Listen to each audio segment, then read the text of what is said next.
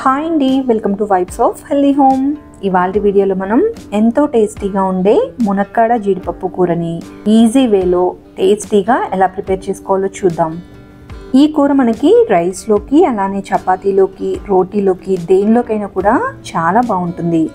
దీన్ని ప్రిపేర్ చేసుకోవడం కోసం మనం ముందుగా ఒక గుప్పెడు జీడిపప్పు పలుకులను తీసుకుని హాట్ వాటర్లో నానబెట్టుకొని పక్కన పెట్టుకోవాలి. ఇప్పుడు స్టవ్ ఆన్ చేసుకుని ప్యాన్ పెట్టుకుని ప్యాన్లో 2 నుంచి 3 టేబుల్ స్పూన్ల వరకు ఆయిల్ని యాడ్ చేసుకోవాలి.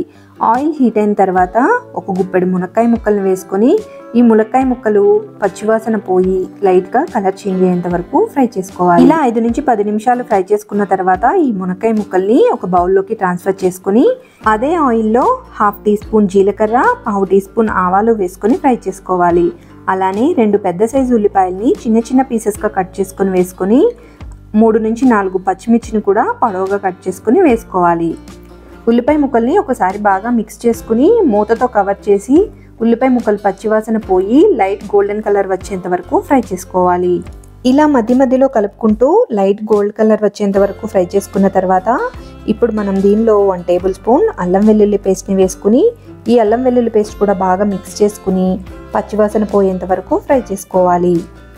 ఇలా ఫ్రై చేసుకున్న తర్వాత ఇప్పుడు మనం దీనిలో 3 మీడియం సైజ్ టమాటాలను చిన్న చిన్న ముక్కలుగా కట్ చేసుకొని వేసుకొని అలానే కొద్దిగా ఉప్పును కూడా వేసుకొని అన్నీ బాగా మిక్స్ అయ్యేలాగా కలుపుకొని టమాటా ముక్కలు సాఫ్ట్గా కుక్ అయ్యేంత వరకు మూతతో కవర్ చేసి ఉడికించుకోవాలి. ఇలా మధ్య మధ్యలో కలుపుకుంటూ టమాటా ముక్కలు సాఫ్ట్గా కుక్ అయ్యి ఆయిల్ కొంచెం పైకి తేలేంత వరకు ఫ్రై చేసుకున్న తర్వాత ఇప్పుడు మనం ముందుగా ఫ్రై చేసి పెట్టుకున్న మునక్కాడ ముక్కల్ని వేసుకొని ఒకసారి బాగా మిక్స్ చేసుకోవాలి. ఇప్పుడు దీనిలో 1/2 టీ స్పూన్ పసుపు, 2 టేబుల్ స్పూన్ల కారం, 1/2 టేబుల్ స్పూన్ ధనియాల పొడి, 1/2 టేబుల్ స్పూన్ జీలకర్ర పొడి వేసుకుని అన్నీ బాగా మిక్స్ అయ్యేలాగా కలుపుకోవాలి. ఇలా కలుపుకొని ఒక 5 నిమిషాల పాటు మూతతో కవర్ చేసి మునక్కాయ ముక్కల్ని మగ్గించుకున్నట్టయితే మునక్కాయ ముక్కలకి కారం మసాలాలు చక్కగా పడతాయి. ఇలా 5 నిమిషాల పాటు మగ్గించుకున్న తర్వాత ఇప్పుడు మనం దీనిలో ఒక గ్లాస్ వాటర్ని యాడ్ చేసుకుని ఒకసారి బాగా మిక్స్ చేసుకుని ఉప్పు సరిపోయిందో లేదో చెక్ చేసి సరిపోకపోతే రుచికి సరిపడా యాడ్ చేసుకుని మూతతో కవర్ చేసి ఉడికించుకోవాలి.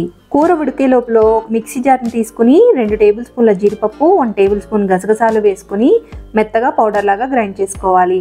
ఇలా పౌడర్ లాగా గ్రైండ్ చేసుకున్న తర్వాత కొద్దిగా వాటర్ని యాడ్ చేసుకుని మెత్తని పేస్ట్ లాగా గ్రైండ్ చేసుకుని పక్కన పెట్టుకోవాలి. ఇలా చికెన్ పేస్ట్ లాగా గ్రైండ్ చేసుకోవాలి.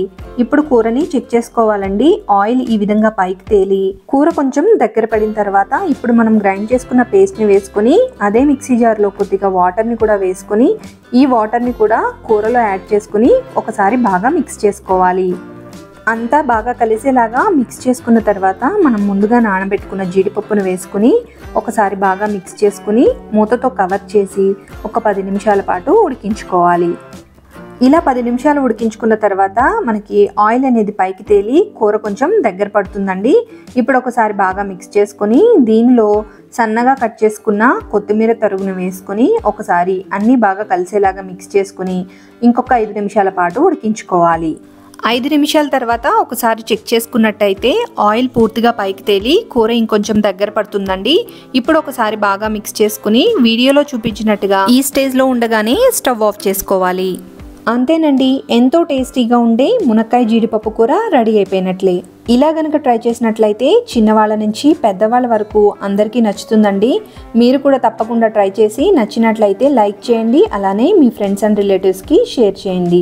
మన ఛానల్ని ఎవరైనా ఫస్ట్ టైం చూస్తున్నట్లయితే తప్పకుండా సబ్స్క్రైబ్ చేసుకుని పక్కనున్న బెల్ ఐకాన్ క్లిక్ చేసి ఆల్ అని ప్రెస్ చేసినట్టయితే నేను చేసే ప్రతి వీడియో మీకు నోటిఫికేషన్ లాగా వస్తుంది. Thanks for watching.